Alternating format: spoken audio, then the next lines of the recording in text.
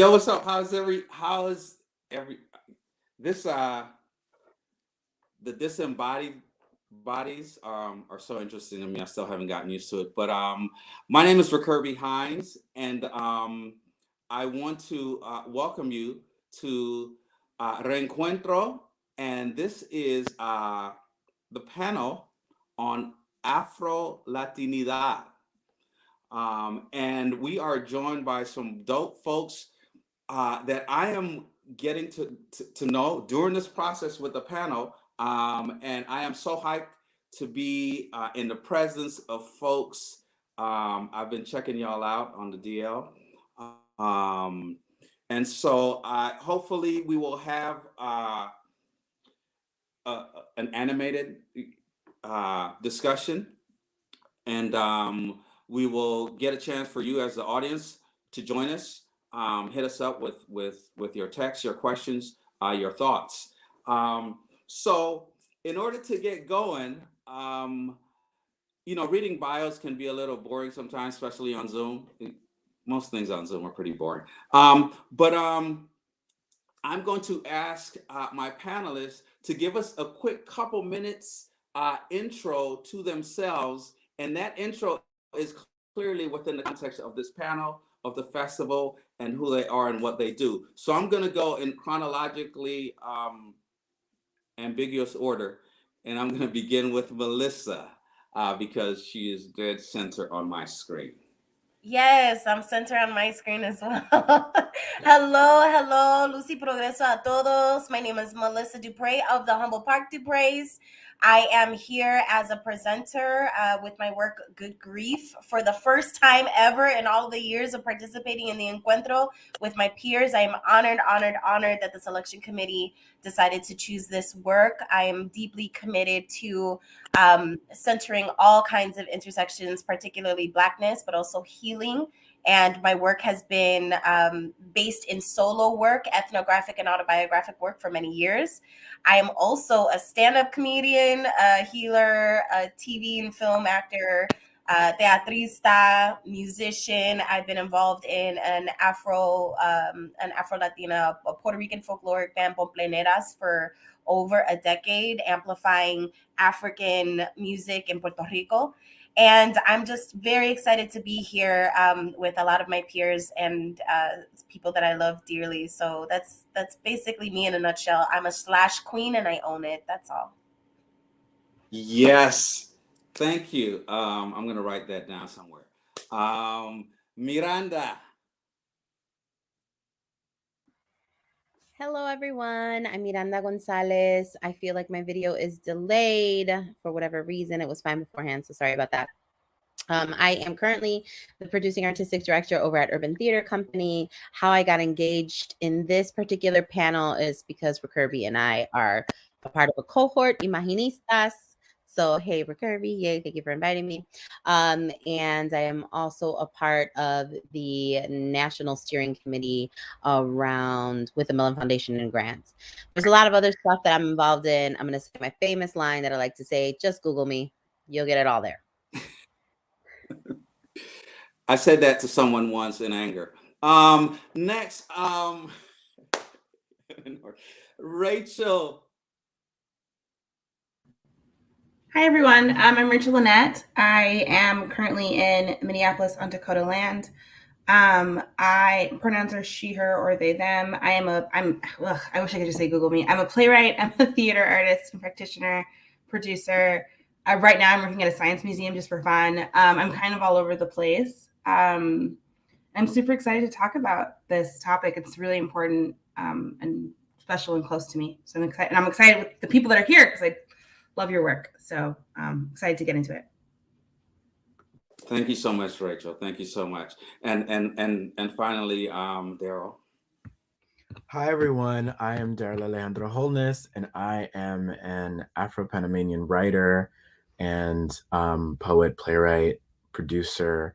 I'm really excited to be here. I'm also a director of special programs for the Latinx Playwright Circle, where I founded the Greater Good Commission and Festival, which is dedicated to supporting minority voices within Latinx theater with commissions and a virtual theater festival every year, of which the wonderful Rachel Lynett has participated.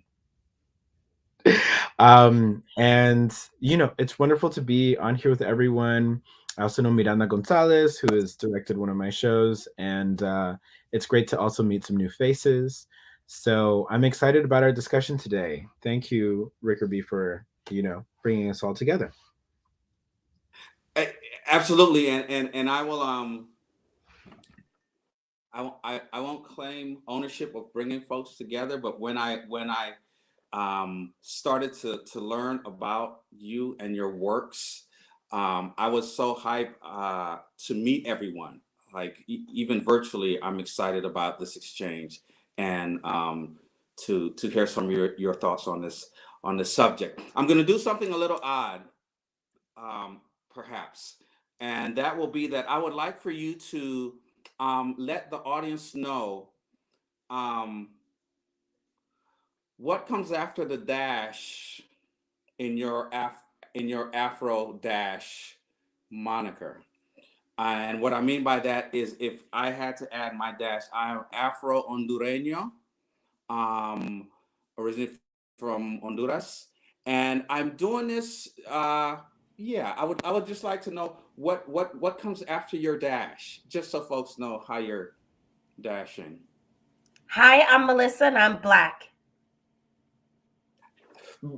See, Melissa, okay, we'll talk about your Blackness in a minute.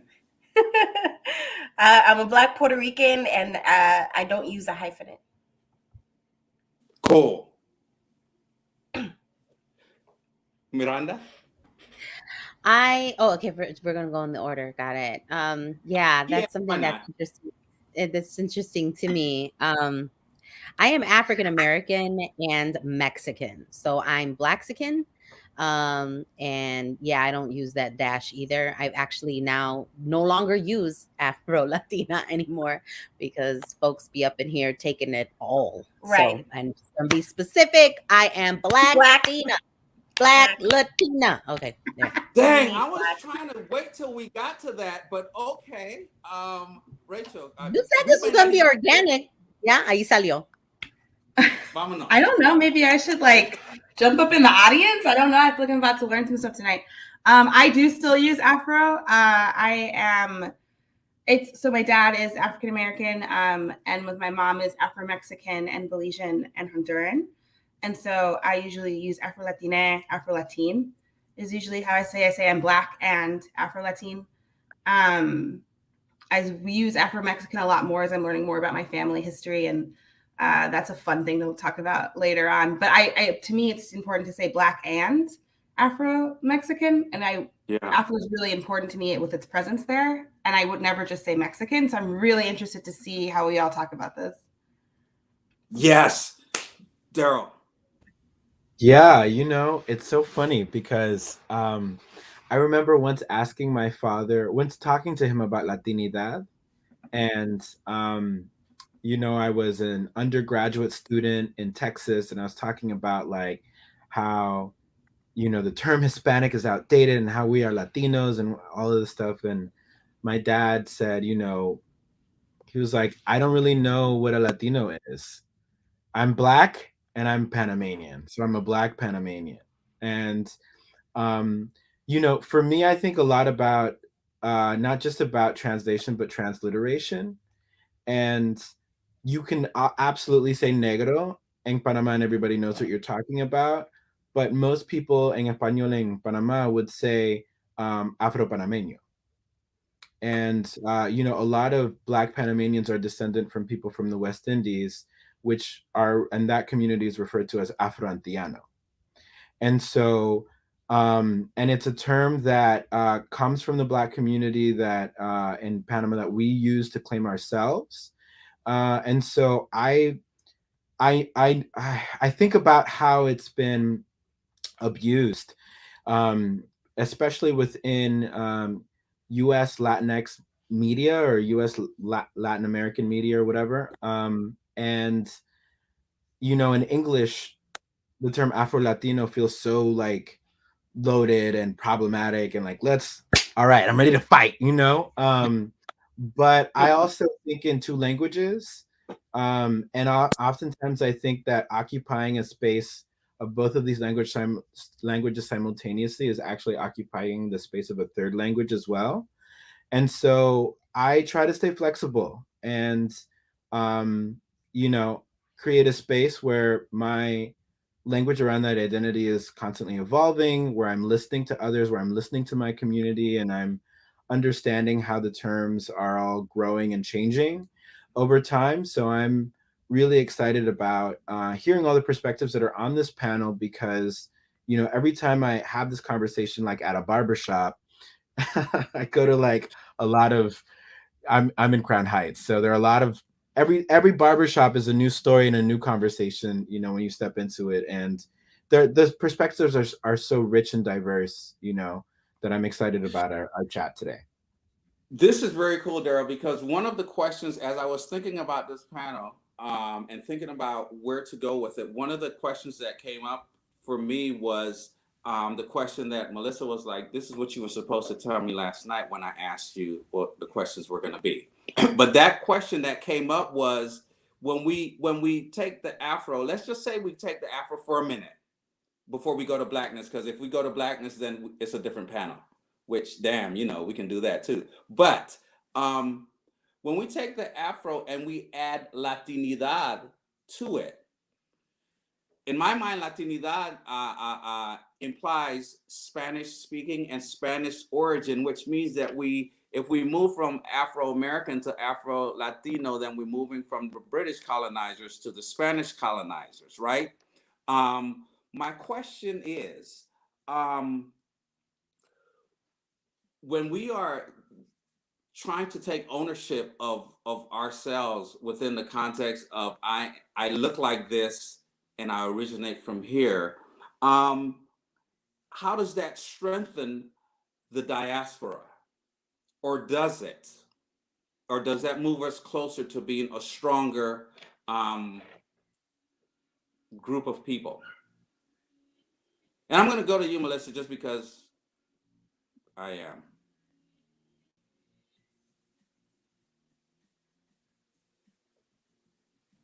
This is interesting because what I'm hearing is that we feel like Blackness, global Blackness, is a different conversation than what we're talking about specifically within the realms of Latinidad. And I feel like racially, race and ethnicity still play a big part, and we're still not even talking about colorism within it. And so I think that it's more nuanced than a Latin or Black conversation, a Latinidad or Black conversation, that I think that if you are talking about intersections, that you have to think holistically and bring in all of these angles together and really start to, have personal, we all have personal attachments to Blackness. We have attachments to Latinidad. I am Black bilingually. That is a very specific moniker for me, because in Puerto Rico, we very much claim three identities. And so while that entire island claims three identities of African, Taína, and Spaniard, it's so much more nuanced. My last name is DuPrey. I am Haitian. I have Haitian descendants, right? If we're talking about Hispaniola, we're talking about not just like this slave, this very monolithic narrative around enslaved Africans coming to the Caribbean. Like there was migration patterns throughout the Caribbean, throughout Latino America, and I believe that part of that is a very specific identity. And I think that as Ibero-Americans, as Hispanohablantes, all of these things, we're talking about a lot, the macro conversation, and then get into a micro conversation. So I think it's specific to people, to geography, to ethnography, and to that history, because it's going to be very important to some people to really identify racially as Black within the realms of their own identities and their own nationality and ethnicity. Thank you. Someone else wants to hit on this. If I could jump in, Yes. I think that one of the important things that one of the many important things that Melissa just said is that each country's history oftentimes has a bearing on how someone descended from that particular history or those particular histories identify. And so I think it's important for anyone when they're engaging this topic to always remember that it is going to be a nuanced issue for whoever it is that you're engaging. And there is no, oftentimes in these conversations, it's like we're trying to find this one way of looking at it or this one way of talking about it. And I just want to encourage everyone in the world, when they're thinking about Blackness in Latin America and what it means to be of African descent and connected to Latin America and the Caribbean, that their expectations shift to be one that can accommodate multiple voices, multiple opinions, multiple histories, right? And they're not seeking to ever reduce it to a single definition or a single term. Wow. Thank you. That's when I was thinking about the panel and thinking about looking at these definitions and thinking about even the subject matter, how we approach it. And that was the reason for the first question with that idea of identification, because once again, on a personal level, being Hondureño, when people go, you're from Honduras, pero no pareces Hondureño porque 99 punto, right? And so it's that ownership. It's about how do we and why do we need or want ownership of a thing that identifies us as this particular entity, and why does that matter, and is it something that we should be moving toward? Rachel, I want to get your yes. Yeah, I think it's deeply personal. I think like for some people, I really love that there are Latinos that are out there just like, I'm Black. That's it. We're done. Like we don't need a special name. We don't need any other word. We don't need to keep demonizing Blackness. But for other people like my mom, who was born in Belize to Mexican parents, and when you're told Belize is not a Latin country, then what are you? And so for my mom, a lot of the time, like when the census would come around after she migrated here, she put Pacific Islander because she didn't know what to put. And so I think for me, when I learned Afro Latino or Afro Latina or Afro Latina, that really kind of opened my mind of like, oh, there's a different way to exist within Latinidad, because I was welcome in, despite having a strong Mexican heritage. And so for me, it was a way of finding access to a culture that I felt I'd been denied from. And that was really, really important to me. And that was a way for me to get into something that I think I should have been allowed in the entire time. And so I think we also have to talk about gatekeeping and like the ways in which we exclude people from Afro Latinidad. Like, do Haitians count? I really hate that conversation of like, who counts and who doesn't? And that's like, it just leads to much bigger problems, I think, when we start talking about dropping off parts of it. And I think it's just so deeply personal that it's not as neat as, oh, you are or you aren't. Ever. Nothing is that neat. Yes. I want to pop in really quickly because I think that what you mentioned, Kirby, right, in the whole idea and the concept of owning it, right, which is why I've moved away from using Afro Latinidad, because what ended up happening within the conversation is, one, as Melissa mentioned, we're not talking about the difference between race and ethnicity. That often does not come up. And that is a huge part of a lot of our countries, respectively, when it comes to erasure around Blackness. So that is really, really, really huge. And what happens, especially during 2020, and Melissa and I were on a panel with Univision as well around this topic, was this percentage dropping around how much of you is Black. And we had to dial that back and say, it's not about, I call it the 2%ers, right? Well, I'm 2% Mexican or I'm 2%, right? There's always that person who's white identifying, who comes in and is like, well, I'm a Puerto Rican, I have, you know, a quarter Puerto Rican in me, you know, and they present very, very much, or really they are white.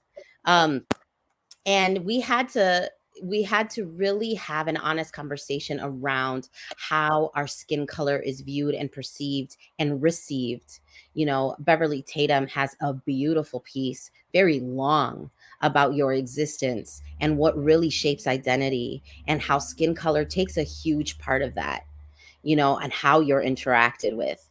And I had to say, I can't even say Afro Latin, right? Like that got stripped away from me very quickly, because I was like, great, Afro Latina, perfect. Ni de aquí ni de allá. I've experienced it a lot, right? Being, going to Mexico every year since I was a kid, having them warn my mother about like, hey, she's Black. They're going to be prejudiced against her. People wouldn't play with me, right? There's certain things like that occur. And then being in the United States, being in this industry and having people be like, well, we can't put you in with Latinos anywhere. At that time, it was Latino, right? Because you don't look it. You look Black. So you have to go and be with all the Black people when you audition, right? Which was fine. But I was like, I don't understand why I can't have that intersection.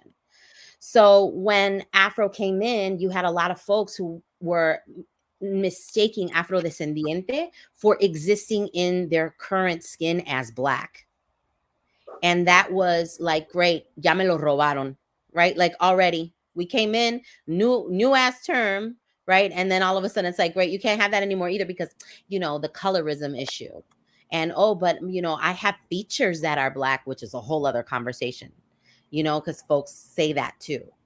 And it's like, no, I am. So the ownership around this particular term is important for those of us who have a lived experience of walking this earth in Black skin, period. Yeah.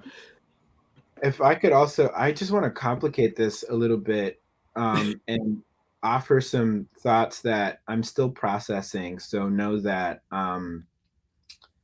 this is not a manifesto or something, but in, you know, when you look at Panama's history, you see that, especially while the slave trade was still active, uh, people of African descent outnumbered people of who were of Spanish descent in particular, something like several hundred to one. And different moments in Panama's history, like the construction of the Panama Canal, when a lot of West Indian laborers who were Black came over to build the canal, and they were the majority of the labor force. There was all of this concern from the politicians about Panama becoming too Black. It's becoming too Black. We need more Europeans and all of that. And so I grew up in a country where I was told that Panama is only something like around 20% people of African descent, you know, identifying as Black. But in reality, actually, the majority of population of Panamanians are of African heritage, even if they don't look it, even if they don't claim it. And so when I started to see anyone who is of African descent and connected to Latin America claiming that through the term Afro Latino, I thought that it was interesting because it was a moment where more people started accepting, it seemed, you know, the Black grandmother that when I was growing up, they didn't talk about. They didn't talk about this grandmother at all. And they would just walk around as if they were only white instead of, and it made me feel really isolated in a country that is majority Black, in a country that has that descent, you know, no matter what someone looks like. And so I'm in a place where I'm like, you shouldn't use these terms to deny any kind of privilege that you have, right? And to excuse any kind of oppression that you support and benefit from. But I also think it's an important moment for Latin America in general, and I'm, you know, especially talking about Panama because I that's what I know is really the Panamanian community, to finally admit and accept the impact that Blackness and Black people have had on you know, in our culture and in our country, and stop acting like if everyone is just a descendant of a Spaniard that came off of a ship and then just stayed in the sun for a really long time and then just got this tan, right? Like it's frustrating to me. And so I'm all about like calling out people who are using the term Afro Latino as a way to deny their white privilege and to excuse their oppression. Like, that is problematic. It is messed up, and I'm against that.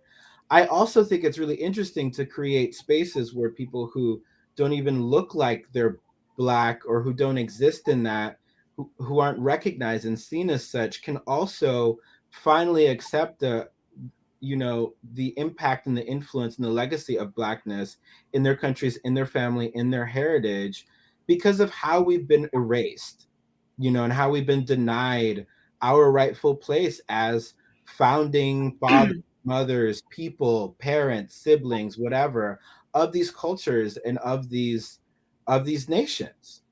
So that's kind of like a new thing I've been thinking about lately. And Yeah. I might change my mind tomorrow, just full disclosure, because I'm actively thinking about it. So I'm just throwing that out there too. Darrel, you make I such a good I point love that. around that privilege, because as many panels as we've had around Blacklist, like, we've already spent half an hour going around the room just really picking apart the nuances of Blackness, where I find very few spaces where we're actually in conversation with panels around whiteness within Latinidad. Like, we've had this conversation over and over and over again, but we're not really talking about how to leverage whiteness within Latinidad as a form of privilege that also can talk about gatekeeping, like Rachel said, can also talk about the active erasure that they have in their programming and their positions of power, and the way that they also usurp language and spaces specifically created for Black people and for Blackness. Like, we have committees, we have speaking boards, we have affinity rooms, we have affinity sections. We are doing the work on our own and without the actual collective allyship with white Latinos who are literally trying to not claim whiteness. And that's an issue for me as an artist when I'm trying to be in conversation with other Latinos, Latinx communities. Like, we're not also involving, we're highlighting and centering Blackness as we should, but we're also not leveraging whiteness the way that we should, the way that it's fluid for them, and it's not as fluid for us.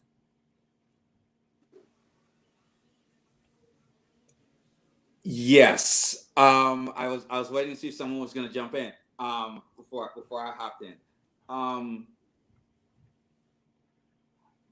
Three words that jumped out to me that might create some troubling: erasure, demonizing Blackness, and colorism. So these are actually four words. So these are words that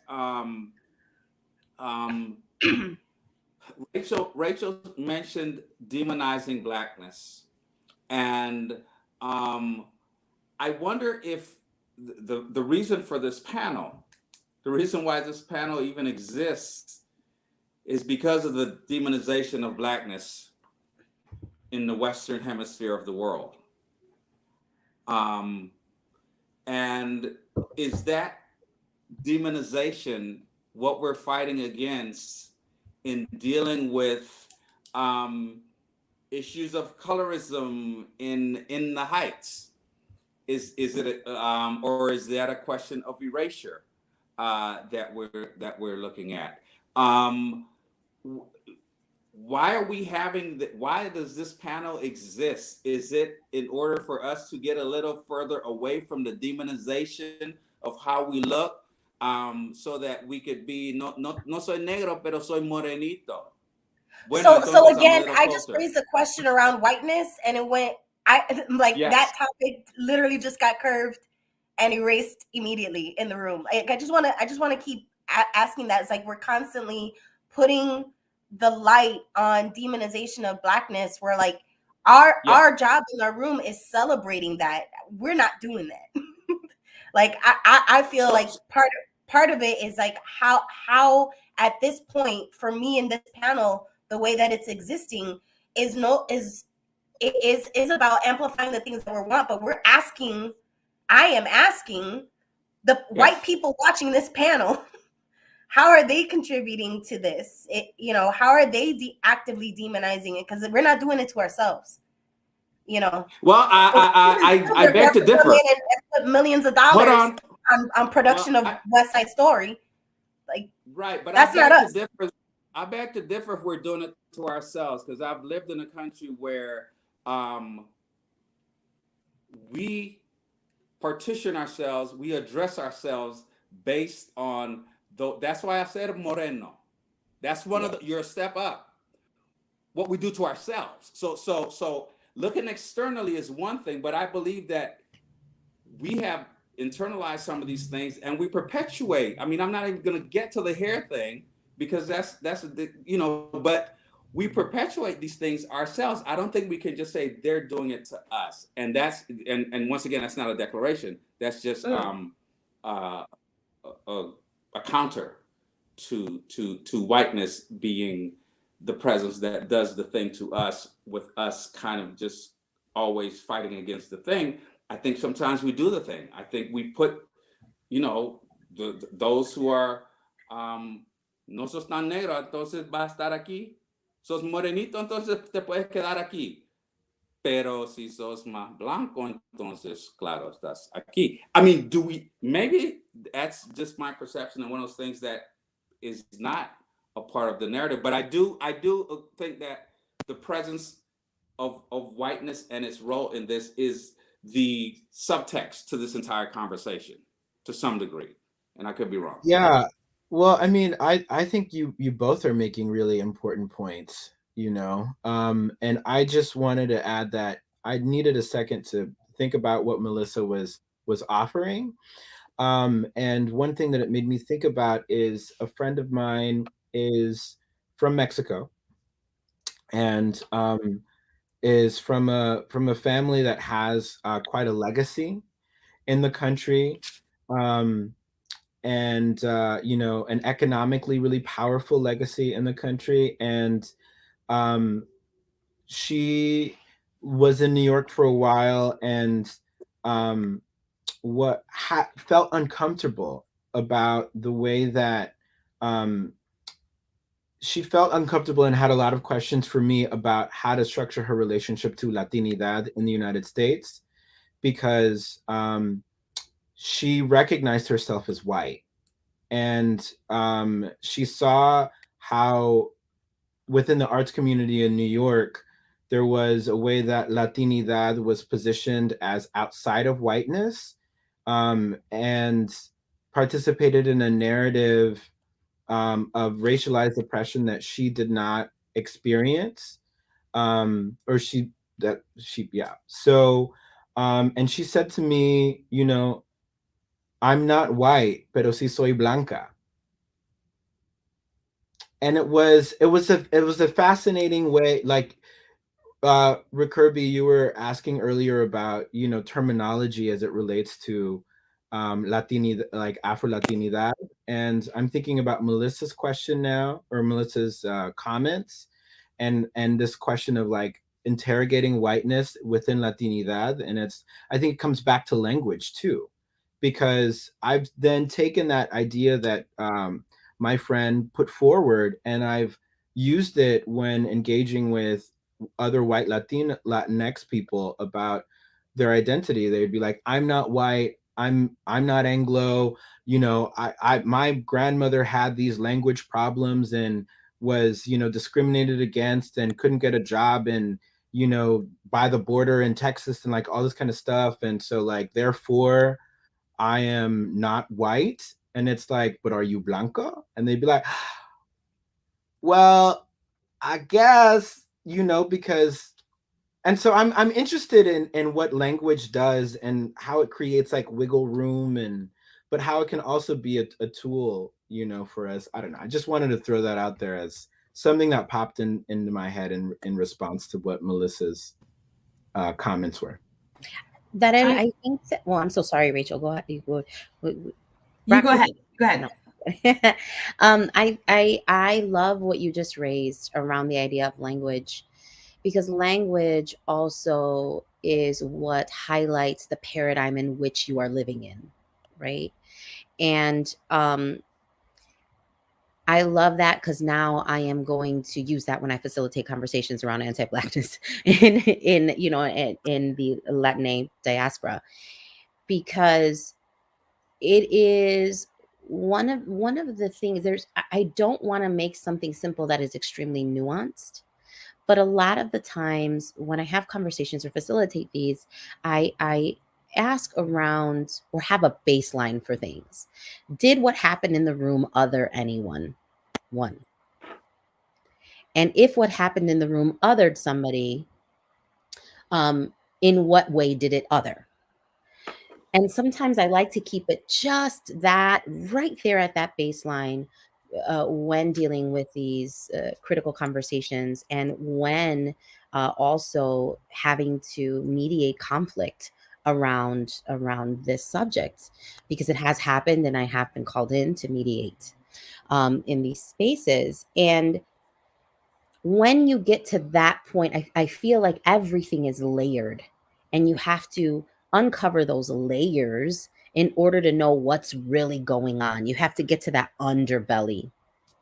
And this is a topic for me when it comes to whiteness, and when it comes to privilege, and what those categories are and those intersections that we really have to lean into and become very curious about and have those conversations, and I love the fact that in one language you could say, oh, right, because we're talking about paradigms, it's like, oh no, I'm not white Anglo, like that's not me.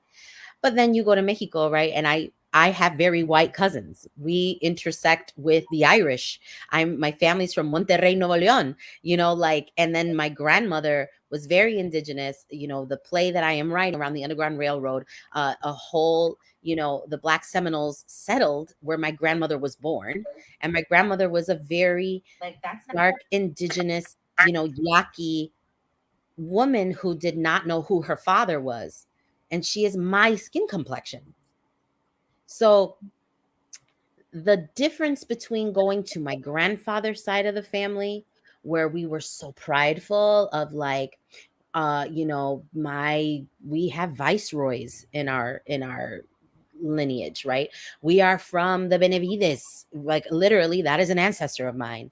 And my grandmother's side, where there is absolutely no archiving of where my Yaqui great-grandmother was born, nothing there, and having to watch the two sides and visit the disparity between the two. So cuando una gente me dice, okay, I'm not white Anglo, and I'm like, but even in Mexico, like that privilege exists. I watched it happen. I watched it unfold in front of me, and when you say blanca, it's like, and for lack of a better term, right? And I'm going to say it this way because this is who I am. Welcome world, right? It still smells the same. Hide behind whatever type of, or dig that hole, as especially scholars, it's my own bias, but scholars do a really great job of justifying that dissertation around how I am not white, and distancing themselves from the conversation of their white skin privilege, and then not understanding why they didn't show up in allyship correctly. Exactly. Yeah. Exactly. There are many barriers. Rachel, but Rachel had something to say. Just want to co-sign. I don't know that it's relevant anymore. I mean, I'll say it, but we can move away from it because I think we kind of have. Is that I really wanted to make sure that, especially while you were talking about whiteness and talking about how we do it to ourselves, but we didn't learn that on our own, and that came from something. And so something that I said that I would never say I'm Mexican, but I will say I'm Afro-Mexican, is because when you think about what the Mexican government has done to indigenous people, what it's done to Afro-Mexicans, it has made a point of always making sure we know that we are different. My family was indigenous Afro-Mexican, literally fled out of Mexico to survive. And so I think that, like, yes, there's a language barrier, but to me, there's like a power of being like, I know what you did to me. I remember what you did to me, and I'm still claiming this anyway, despite you trying to take it from me. That is really powerful. And that is then, yes, white Latinos need to look at their place in what you took and the land that you took and the space that you took. And it's not just anymore. To me, it's not as, it's so nuanced and it's so complicated. And I just wanted to make sure that we didn't get stuck back into the, like, how are we going to fix it versus without acknowledging what has been taken and stolen from us. That's all that I wanted to say. We've moved on past it a little No, bit. that was so relevant because that absolutely continues to perpetuate this conversation, because I do feel in these conversations what has been addressed was that it's still the labor is on us, and we're not talking about how other things have perpetuated this, and that it's our responsibility. It is our labor. It is the way, all of the mechanisms that we're building the table separately from the table that we're not invited to. All of those things are in conversation. So that's exactly, like, you articulated something very beautifully that is feeling present for me right now in this space. Hey, J-Ed. Wow. Yeah, I mean, I think. So, go ahead. Let me just say that for those in the chat, if you have questions or things that you would like to interject, we would also like for you to interact with the panel. And so, drop your comments or thoughts or questions in the text box. Darrel, you begun a sentence. I just wanted to circle back a little bit to something Miranda said about scholars and how racial discourse, so much critical discourse around race comes from in the modern context, comes from academic discourse in the United States, and it's grounded in constructions of race that are born out of the particular history in this country. And I do think that it can be very I think that there's a call for new language, for language that might not come out of that particular tradition, to further the discourse around race, racial identity, and all of these different identifiers, especially as it relates to identity constructs outside of the United States, or even identity constructs that intersect with identities that are here in the United States. So I just wanted to offer that because I'm also like a big fan of inventing terms. And I heard that I read somewhere, like on an Instagram post, I don't know, I haven't verified this or whatever, but I read somewhere that when the Portuguese arrived in Brazil, there were over 400 different words to describe any kind of identity related to gender. And I was like, how amazing is that? Like, I think that all of these issues are so complex, and all of these identities are so complex. I'm a fan of, if you are out there and you are watching right now, it's like, come up with your own term. Come up with your own term, and you can define it and apply it to yourself. We can still form community. Like, it's not as if we only form community when we reduce identity and erase nuance. I don't think that's true. I think you can have, a plethora of different terms and identities, and et cetera, and still exist as community, and communities, multiple communities. So I just wanted to offer that. Thank you, Darrel. Thank you for that. A couple of things I'm going to throw out, then I want to ask another question. Some of the things that I've heard, we've talked about privilege. I'm not white, pero soy blanco. It reminds me of when I was called un negro gringo back home, right? That dichotomy, and that means that way of separating someone from being part of the whatever that thing is. So that term jumped out. Someone spoke about being Black bilingually. we hit a little bit on colorism within, we didn't go very far into that, and we don't necessarily have to. We talked about gatekeeping, and also the labor is on us.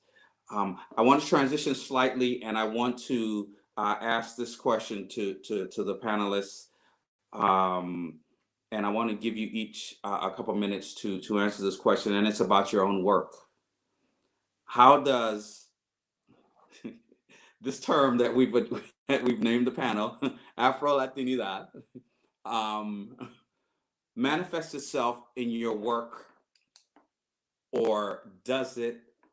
And if it does, how does it in a technical sense? I write characters that I give them.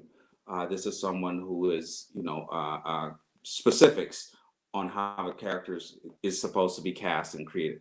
How does this panel's conversation manifest itself in your work? Rachel, let's begin with you. Yeah. So I think that it was always subconscious. I go back and I look at my plays, and all of my characters are from the Caribbean, and I didn't know that.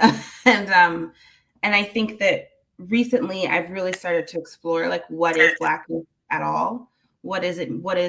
Does it mean to be part of Latinidad? And so my recent plays are a lot more heavier about that, like Black Mexican and Apologies to Lorraine Hansberry, both really get into the nitty gritty of, like, what do these words mean anyway? And, like, who's left out and who gets to be a part of it. Because that's something that I think about, because that's my personal relationship, because I feel like I have to force my way through the door sometimes. And so I feel like my work, mostly passively, in that all of my lead characters just happen to be from the Caribbean. But those two places really dig into, like, well, what do these words really mean, and who's included and who's not, and why not? And that's how my work explores. Those are the big questions that my work explores, I think. Nice, very cool. Darrel, how does Afro Latinidad, or this concept, manifest itself in your work? I think that there's my work as an arts advocate with programs like the Greater Good Commission and Festival. We dedicated the first year to celebrating Afro/Black Latine, which is how we had put it in the application, folks. And I think it's very important for me to create spaces where people can come together and explore and make stuff. And I think of my plays as in the same way. I'm interested in using a play to really gather artists who are interested in engaging with heritage, who are interested in engaging with Blackness, who are interested in engaging with histories in Latin America and the Caribbean. And I've been really blessed to find artists that I admire, like Miranda, who directed, as I mentioned before, one of my shows, and I love the collaborative nature of theater, because we're each able to bring new elements to the table, and every night is different. And so with each new cast, with each new workshop, with each new reading, I learn so much more of, not just about my pieces, but also about myself, and how to think about myself, and how to understand myself better, and my ancestors, which is really important to me. And then I'll lastly say that, it's really important to me, as someone who loves research and who loves history, to see that our stories are missing from these history books. So I am determined to write them into the history of the American stage and the history of film and TV. It's important to me. Like, I think these are the history books of now. This is how most people are consuming story and how most people are learning is through media. And it's important for us to fight that erasure, by creating new work. And so I'm all about creating community spaces where we can gather and create together. Very cool. Wow. That's great. Melissa, tell me about how Latinidad, Afro Latinidad, Blackness manifests itself in your work. I mean, it exists because I exist. And so really just writing about authentic storytelling and performed narrative is at the forefront of my work. And so there's really not too many instances, and whether I'm doing solo work or whether it's a full-length play, that I'm not interweaving Blackness as a cultural and racial identity in with Latinidad as a cultural and ethnic identity. So, it comes very seamlessly when you're tapping into a narrative that is authentic and true. And so as a trained actor, I have also got a degree in performance, but I don't have a higher education. I've been given a lot of tools that were not useful to me, but then ended up having to deconstruct the ways in which I created voice that fits this model, because the models that exist don't apply to us, because either colonialization, the voices of the oppressor, the voices of the hood either. Like, I'm very much about, like, my plays sound like I do. and that Darrel talks about this beautiful concept of reclaiming and reimagining language. In Sushi Frito, that's all I did was I created Neo-Latina. I created the idea of like Domestic Rican, just combining mezclas, because in this world, no one person is a monolith in their identity. And so really imagining what Blackness means to me today, because as a Puerto Rican, Black, African-American, Black, global Blackness, and Latinidad all exist at once. Like, I can't tell you how many times I've sat on hip hop panels and like completely erasing Puerto Rican contributions to Black culture. Like, Black culture in and of itself is also a large part in play about the relationship between Latinidad. And we forget that because it doesn't come from these countries. It comes from right here within our canon of the United States, right? So like, it's here. And my stories are always rooted in the here and in the now, and how all of the histories exist mezclada within me. So if I'm telling my authentic story, then all of those histories gets represented without me trying, if that makes sense. Wow. No, absolutely. That's beautiful. Wow. Miranda, how does this topic manifest itself? Yeah, I mean, Melissa, to be transparent, Melissa's one of my besties, right? So like, we work together. I have also directed her plays, her solos, all of that. And Darrel's work for me speaks to me in the same way Melissa's does, right? In the authentic voice of the here and now, and the decolonial space that we take up within voice and speech, and so when it comes to my work as a director, because I have, again, intersections within the way that I engage with the theater industry, right? As a director, for me, I look for counter narratives that are not often told. And I look for speech patterns that are counter to what it is that we're used to. And when I come in and direct actors, I'm very clear on the fact that I come from a decolonial approach to acting and to the work. And I allow them to bring their own lived experiences and themselves into the work, which is something that we're not often allowed when you go to a conservatory. If you want to have an authentic experience and know what it is, you have to bring a part of you into the work. The idea of an actor being neutral is from the white gaze. It is not from our own. So from a director, that's the approach that I have, which is why I am choosy about the work that I do. Someone recently asked me if I would ever direct Shakespeare. No. Why? Hasn't that been done enough? Don't we have 5,000 scholarly books on how it is that we approach Shakespeare from a Latinx perspective. I mean, do we need more? No. You know, so that's one aspect of it. In my writing, you know, I'm a founding ensemble member of Teatro Luna, and it's always come up in my writing. The color of my skin, because of the fact that I exist, can never not come up because they're my own lived experiences. And if I am here to tell and to constantly center a counter narrative, that's what naturally happens. You know, I've joked around and said, oh, if I have one more story about the desert, right?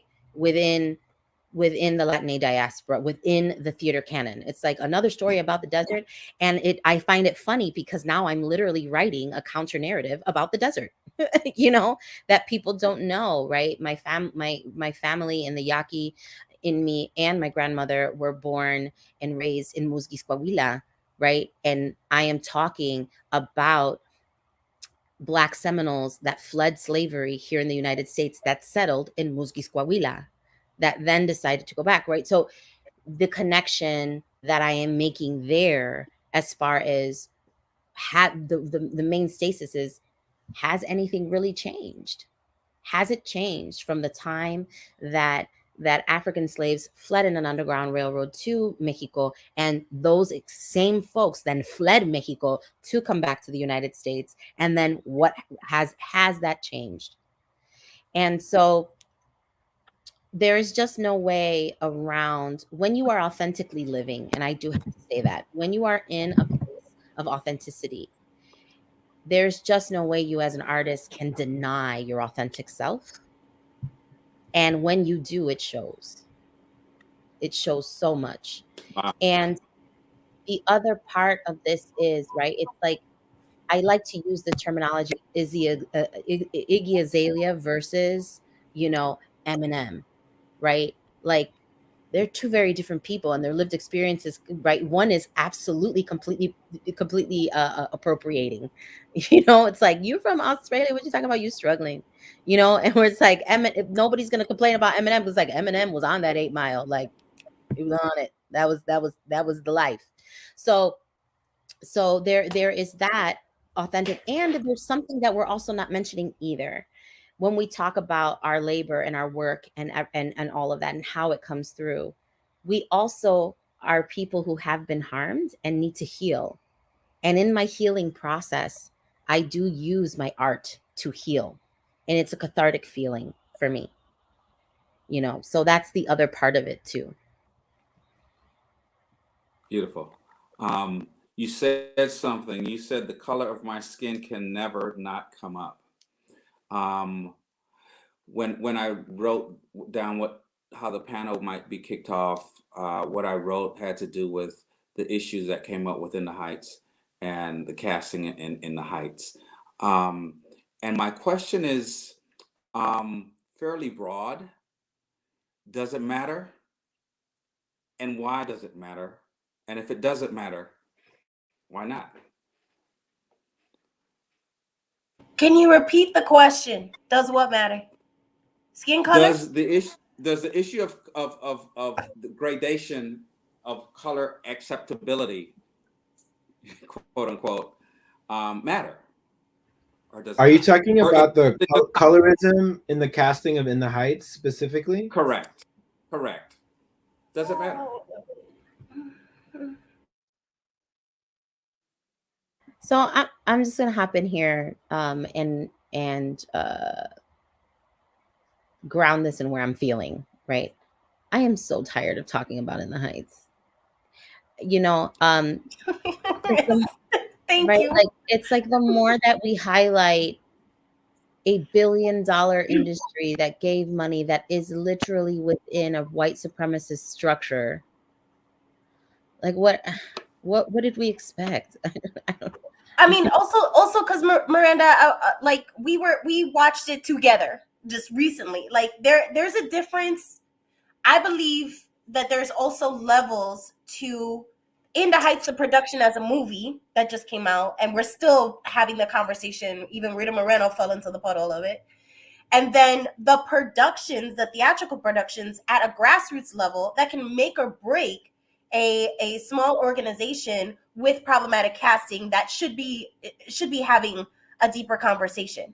Does Hollywood know better? They're behind the 8 ball. Does theater know better? Absolutely, right? And that problematic casting is a 20-year-long conversation. It is not new. And the fact that they're still perpetuating the same mistake makes you believe that it's the model that's intrinsically problematic and not the people at the forefront. It's the model. It's the seed in which it was built. And so Miranda is right in saying, like, the whole thing can go. That whole narrative can go, because we're talking about In the Heights, and that's a Black Dominican story. You know, we're talking about Blackness just being in the Heights, and there was not one trace of it. And so, like, that was a problem in the inception of that book. And we know who's involved in it, right? Like, we come on, we know these people. We absolutely know these people. So it's no longer a matter of is colorism, or is In the Heights specifically the problem within colorism in the community. And it's really about the models in which, and the stories from the ground up, that we need to be discussing, and then having them ring true ethnically. I write very much in my breakdown that this particular character has to be Black skin. This particular character has to have textured hair. There's no ifs, ands, or rounds about it if that story is specific to it. That story is specific to a fair skinned sister and a Black sister, right? Like, it has to be within the story and being authentic to that story. Once we lose that, the entire car could go into the river. I don't speak in academic terms because I can't stress enough that it is rudimentary in what we're doing. It's not heightened awareness. It is, if it don't look like it, it's not it. Yeah, I mean, I would just add, sorry, Rachel, go ahead. I feel like I'm just gonna like fake talk and then just like anyway. No, do it.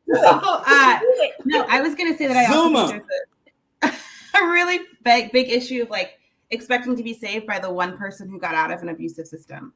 Like, we need to let more people and give more people room to tell these stories, and that's kind of like something that I feel like has not been part of the In the Heights conversation. Right, exactly. Is LMM is not going to save us, you know? No, because I remember watching Vita, this is a different conversation, set in LA, and there's not a single Afro Latino, not even in the background. And I was like, Tanya Sarab is not going to save us. Like, we need to let more people let more diverse stories out there, and have more storytellers instead of looking to the white Latinos to be like, hey, remember us? No, they don't. So we need to be able to tell our own story. 100%. Oh my gosh. I just want to like high five you. The camera. Oh. Yes, absolutely. That's, I was going to add, there are a list of folks from our communities who are developing musicals, who have developed musicals, who have presented shows. And every time someone wants to ask me a question from the theater community about casting and colorism issues in the Heights, I'm like, okay, I'm going to have this conversation with you if you pay me money so that I can give that money to a Black Latinx, Latine person who's developing a musical right now, because I am also tired of having that conversation. I'm glad you asked this question with Kirby. So this is not a critique on your question for the panel.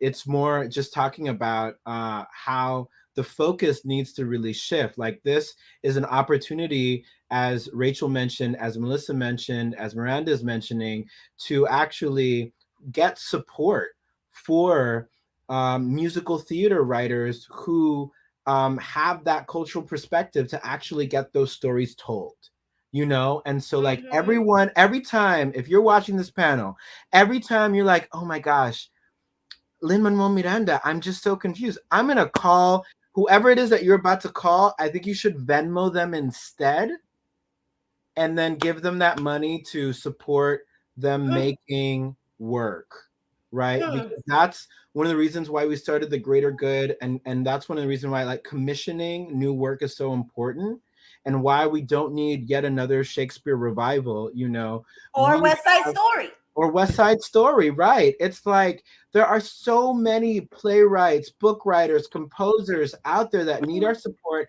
that have the knowledge, that have the content, that have the skills, right? So that's what I would like us to put our resources towards. Darrel, you're so on So- point. It also goes the same for casting. It's not just the stories, but people keep saying, well, we need a triple threat, Black, Latino. There are none. There are. We're not investing in them. We're not creating resources around them. We So I'm don't gonna have go a back Black to Cuban that taps. I mean, I will also say this. I was going to say this, but I also think, I feel like we kind of invented triple threats. Right. Just to say that, like, necessity is the mother of invention. And when you are an oppressed person in this system, you have to be able to sing and dance and write and produce and direct and etc. to survive. So what are you telling me, that you cannot find a triple threat or a quadruple threat or a quintuple threat? It's like, that is like Black and Latina or whatever. Right. It's like, you really are not even trying, because that's the only way a lot of us have even survived. No, they're not involved in the conservatories that teaches all of these classical works. It's really about the embeddedness of Blackness within those frameworks. Like, we would love to take up space in every room. Give me a violin. Fuck, I'll try it. Reclaim Give all me a of it. violin. It's not Fuck. accessible Okay, to us. It's not so- accessible. Sorry. So I want to sorry. go back. No, it's all no. That's correct.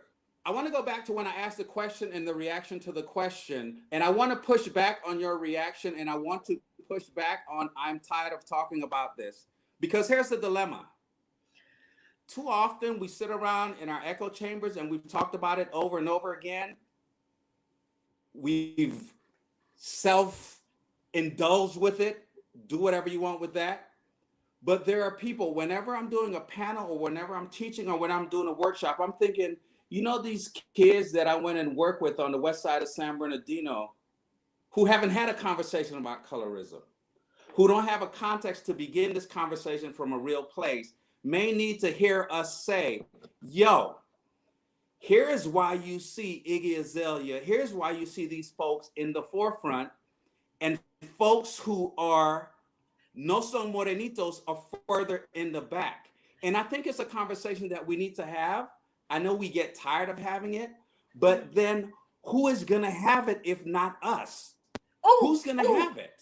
And so it has to begin with the conversation. Otherwise, we just go, let's move on to the next thing and keep going. Who's going to have it, Melissa? I know you. I just real quickly, I do believe the conversations are necessary in those spaces, right? Education is still absolutely necessary. In this space where we have so many people who have positions of power, in this conference, in the LATC, in AFA, in all of the spaces in which we are hold positions of power, that we absolutely do have the ability to influence at the funding level, at the board levels. Like, that's where I no longer have space to have the same conversations, and panels like this where, like, why are we having the same conversations? I'm more rooted about active engagement, actions. I'm less inclined to be on the same panel 5 times without leaving that space with some kind of offering on how we in the room are affecting the systems in which we have a direct hand of involvement. And so that's Absolutely. where I'm like, I'm more in that. Can we shift that one, way as opposed to the same conversation? Yeah. I don't think one excludes the other. Rachel. So this is kind of like a weird way to get around it, but like I think about like when I was in high school and all we read was Shakespeare, right? And like you talked about like, is Shakespeare comedy? Is this laugh? Right? And so for me, it's like we need to have these conversations. Do we, or do we need to instead say like, hey, if you saw In the Heights and you have problems with it, here's a play by Rosa Hernandez. Here's a play by Adrian Dawes. Here's a play by, just start creating lists of Afro Latinos and saying like, here are the plays you should be reading. And let's not talk about why a Puerto is playing in Dominican. Like, I don't have the space for that. or white Puerto Rican is playing a Jamaican. Like, and let me introduce you to the playwrights you don't know about and uplift their work rather than spending any more breath talking about something where we all really know what the answer is. You know, and so that's for me is what's important, is uplifting the work of the people who we're not talking about and naming names and saying, let's support those people. Absolutely. Yeah. Absolutely. I mean, I would also add just briefly, you know, Kirby, I know that you're a professor, you know, and I think everyone on this panel has been involved with teaching at some level. And I think that the list that Rachel is mentioning, you know, having these kind of reading lists available for youth from our community, you know, or anyone who's studying at any age in our community is really important, you know. So it's like, if you're looking for those terms, if you're looking for a way to engage critically in this discourse, you know, there is lots of great reading that you can do. And you know, I kind of want you to jump in here, Kirby, actually, and tell us a little bit about how that's something that you tackle as a faculty member, you know, as an educator. Who are some of the folks that are on your list, you know, when these students come up to you and they have these questions or they bring up these topics? I mean, what are some of the recommendations that you offer?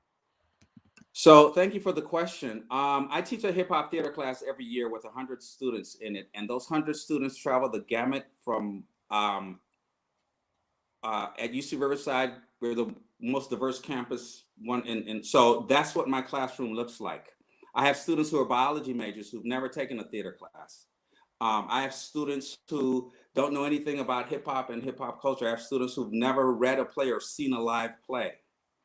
So to have this kind of important discourse with students who may be from China, who are breakdancing and have it all down but don't understand the context of it, to dismiss the necessity for this basic conversation about these nuances does a disservice to those students. So maybe I'm acting like I'm in a classroom when I'm in a room with my peers. So I shouldn't be doing this. You don't need this. But those 85 to 100 students who don't know that narrative, and who, when I go to Poland or Romania or in different places, and they see me in my skin, and I have a student stand with me and my beatboxer to take a picture after a hip hop theater workshop, and she says, I want to take a picture with me and my niggas. Do I just go, yeah? Or do I try to have a conversation and contextualize why that term may be problematic for you, sister, because you're in Warsaw, Poland. And here are the nuances of that. So that was my reason for the pushback. And once again, context, right? We're a whole bunch of theater folks who are in our theater folks echo chamber. And we just echo and echo and echo and echo and echo and echo and echo and echo. And then there are millions of people outside of our chamber who are like, what are these people echoing about? It is, so I'm gonna stop there. So that's my reason for the pushback. It's because when I look out into my class and I see 100 students, and I know that some of them barely speak English, and I know that I'm trying to introduce them to both theater, hip hop culture, American culture, it is incumbent on me to do as much as I can to contextualize these things. And so that's absolutely, you know, that makes space. That makes sense in that space. So hold up really quickly. What you're telling me is that Lin-Manuel is not out there in Warsaw, Poland, talking about hip hop theater. I mean, isn't that his job? You know, and I'm saying that because I'm talking to a legend here around hip hop theater. Miranda, but you're just sitting there going, "Ooh, this is the perfect setup for that payoff." And I love a good comedic payoff. You know, but so yes. Yeah, but my sarcasm comes from the idea of this for me is an interwoven subject, right? Because even the idea of hip hop theater did not even get into the mainstream without a person who really doesn't do hip hop theater. You know? Nope. Don't even got bars. So it is for me, and which is why I had that joke. So right, like, and that's a part of my personality. I use a lot of wit and sarcasm in order to get ready to do the sucker punch, right? Which is that. So it's for me, it's yes, you are right. And though I don't know about everybody else on this call, but right, like I am the theater company that I am a part of is in the heart of Humboldt Park, which is Black and brown, right? We're fighting gentrification. I am a community person. Everything we do is to serve our community. We are a theater that runs in a decolonized manner. We claim it, we talk about it. Our processes are decolonized. We have benchmarks and metrics about those decolonization, make sure we reach them, right? We do a lot of that work. And absolutely, do we need this conversation within that community to have it? Because we got people out there, right? Like we and Melissa and I are part of that same community, and we know who we're talking about that be coming in like, why can't you just support it? We can't have anything because you're not supporting it. And it's like, what? No, we got to have these conversations. So, and they'll invite Lin-Manuel. They'll all the to time. their version of In the Heights. And so just so you know, the pushback wasn't a question of whether y'all are doing the work, because that wasn't the pushback. The pushback was I think we get it. I think we get it, Rick Kirby. Okay. I mean, I I would just add that I also want to make space though, because I feel like, as Miranda mentioned, like you are a legend, especially when it comes to hip hop theater. And I am like, how do you handle that? I want to know what you said in Poland, you know, when that in that context. In that context, like you have to school them. I'm very curious, and I know this panel is about us sharing, but I just also want to just acknowledge that I had a sense of where your question was coming from, and I'm glad you provided the context. But I also think you can be part of this conversation, and you have something to share. You know, you have something to offer this discussion. I'm curious what you said. And listen, part of the reason I use that example was because as I've toured my work in places I never thought, Poland, Romania, Istanbul, Honduras, Hungary, and I'm doing a piece on a 19-year-old Black girl who was shot to death by the police in Riverside, California in 1998. And I'm hoping that an audience can access that. All of these other parts of what I represent, when we're in the room, me being my cast, my 3 cast members, and me, we're the only ones who look like us. We're the only ones for whom English is a first language. We're the only ones who are bringing America to them. We are representing America, whether we choose to or not. And so, for me, it's not a matter of reprimand, because if someone in one of those spaces was casting a show and they decide to cast that show based on what they have seen us represent to them in their country, that casting might mimic what they have seen. And so that's why I'm not pushing back. I'm not pulling up on her and going, yo, you know, we're not niggas. Like, you know, have you seen? Yeah, I mean, one thing that I offer, I think it's important, and I appreciate that. Go ahead. Yeah, I think it's important, you know, to offer the economics. You know, that's whenever I'm talking about casting, I'm always thinking about economic opportunity. And, you know, we're not in a landscape where a lot of Black, Latinx, Latina folk are getting opportunities to tell our own stories. And so it is really important, because economic opportunity means empowerment. It means advancement of our community. You know, it means the survival of our community. And so that's one point, you know, to answer your question. Listen, I am so thrilled. I wish this was in person. Like I want to with some whiskey. But I want to. We have 10 minutes left, and I shouldn't leave this conversation without at least bringing up the issue of the verdict that came down today. Once again, this steps a little bit outside of the subject for the panel.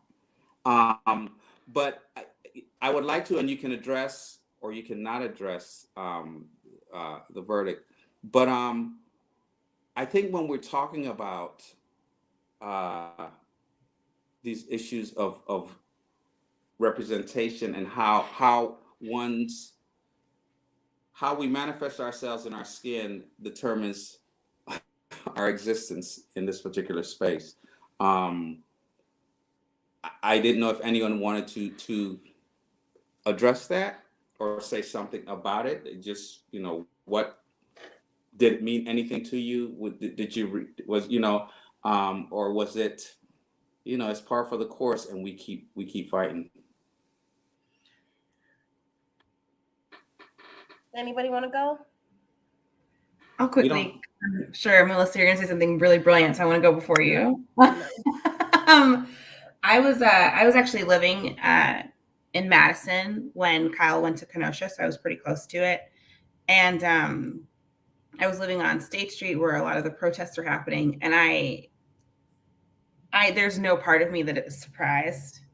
The way in which white tears were utilized, the way in which the judge was basically like, Kyle and I are bros, and made no effort to hide that.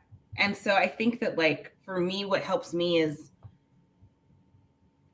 to say that, like, when these things happen, it's what can we do within our own communities to help make sure that we have protection for each other and to watch out for each other. And in what ways are specifically Latinos showing up for the Black community and vice versa? And in what ways can we be better and stronger about it? Because we're gonna have to watch out for each other. And that's how I've always felt.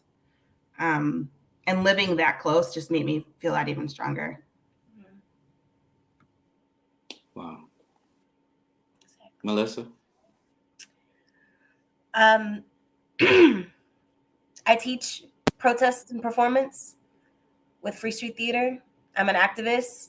I'm also part of the Let Us Breathe collective that helped organize and support getting masks to Ferguson during Mike Brown's outbursts and rage in the streets. Kyle Rittenhouse and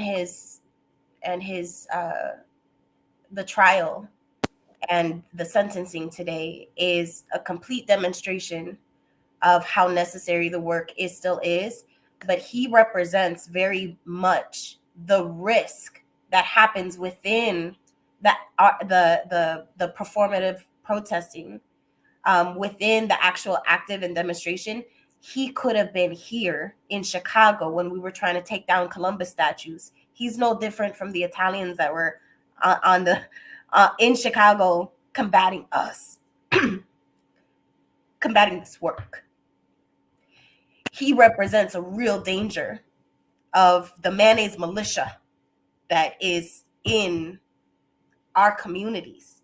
He represents the very real arms that are against us, because as a Black person, I have my FOID card and my concealed carry, but it is still much more rigorous for me to get a gun than it is for a white young person to get a gun, and that his mother drove him across state lines. He represents the biggest threat in the nation for people like me to exist, for Black people to exist.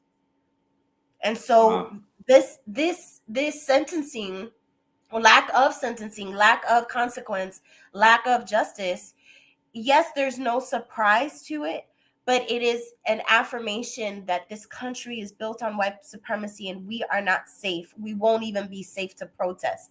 That's how important this trial was today, was that if we were to able to protest against injustice, would we still be safe? And the answer is no.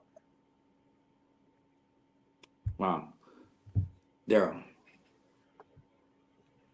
I would say, one of the reasons why I am excited about the Black Lives Matter movement is one of the reasons why I'm excited about the Me Too movement, because even though both of these movements continue to grow and find new ways to continue to be effective and to enact justice and to raise awareness, they are our answer as a generation to the racial bias and the misogyny and misogynoir that exists within the justice system. And if the justice system was fair, these movements wouldn't exist. And so I hope that everyone who's out there feeling all kinds of ways about the verdict, if you haven't been doing the work, that this is a reminder that there's more work that needs to be done, and that you actually get out there and however you can support these movements, because they're clearly necessary, and they are what we can do as private citizens to demand equity in sentencing and a more just justice system. Yeah, and the awareness and education around electing your judges, that it's not these like movement work is not, I'm going to go out today and fight systemic oppression.